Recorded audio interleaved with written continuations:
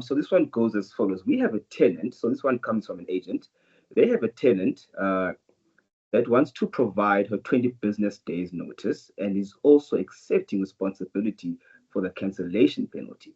However, the tenant does not want to be held liable for the 3-month period should we not place a new tenant due to the nature of her being forced to cancel the lease. Her being forced is because she states that there is an unwanted and destructive spiritual presence in the home, which is causing extreme discomfort and fear for the tenant.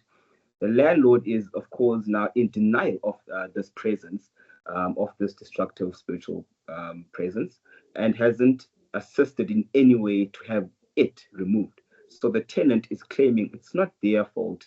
Nothing has been done despite it being reported. The question then, can we still enforce the rental bills in this case should the house not be rented out timelessly? Also, this being said, this is a he said, she said situation. So, will this have to be disclosed to the new potential tenants? And I suppose that is referring to the spirits that are being destructive. Nick, you might have to break that down into a couple of sections, but yeah. Perfect. Okay, so let's just deal with the starting point of this is there's been a 20 business days notice to cancel the agreement. And it said that the tenant accepts the cancellation penalty. So this obviously refers to our Section 14 of the Consumer Protection Act. Section 14 provides that a consumer of a service is entitled to cancel a fixed term agreement with a 20 business day notice to the supplier of that particular service, and that includes lease agreements within our society. Okay, so the consumer, the tenant in the circumstances, is entitled to give a 20 business day notice to cancel the agreement. Now, what is important about that 20 business day notice is it is not a cancellation of an agreement where a breach is necessary, okay, as is formally, most contracts within our society, they function, and the cancellation occurs if there's a breach. Some party is not performing in terms of the contract as they should be. That is not the case. The Consumer Protection Act provides this out for a consumer of a particular service, just as a means of protection for them. Okay, so there doesn't have to be a reason, okay, for this cancellation. The tenant can do it at any point, and whether they just want to get out of the contract or they believe that something is happening on the premises that they don't like, that doesn't matter. They have this right. The kicker to that right is that they can be liable for a reasonable cancellation penalty. We're told that the tenant accepts the reasonable cancellation penalty in the circumstances, and the landlord can enforce that. Okay, what that reasonable cancellation penalty is depends on the facts of the particular case, okay, and the circumstances of the particular case.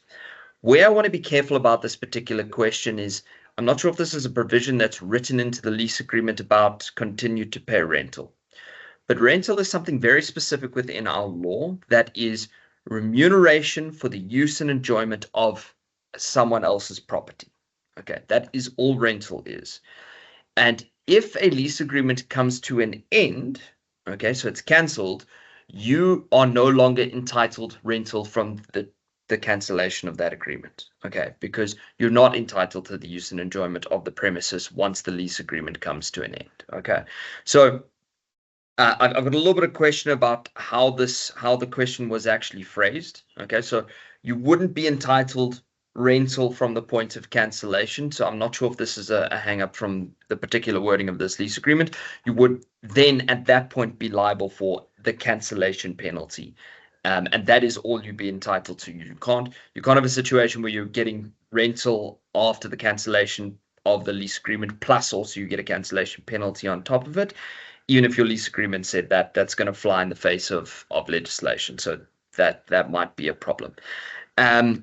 So just to the question there, I would need a bit more clarity on that circumstance, but it doesn't seem like your first question was, can you continue to enforce the rental? No, not if the tenant has given a cancellation, and the reason for that cancellation is irrespective of what they say.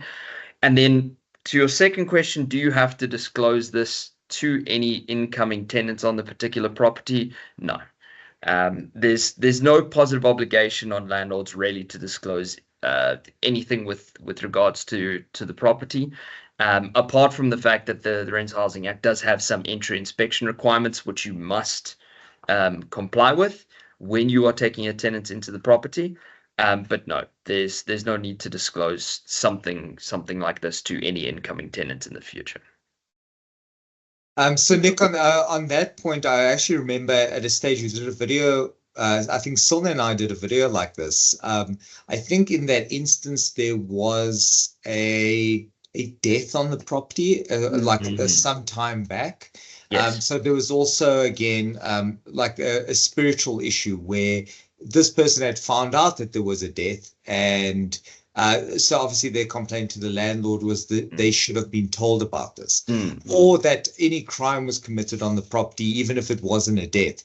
So obviously it's always a difficult one because materiality really depends on the individual.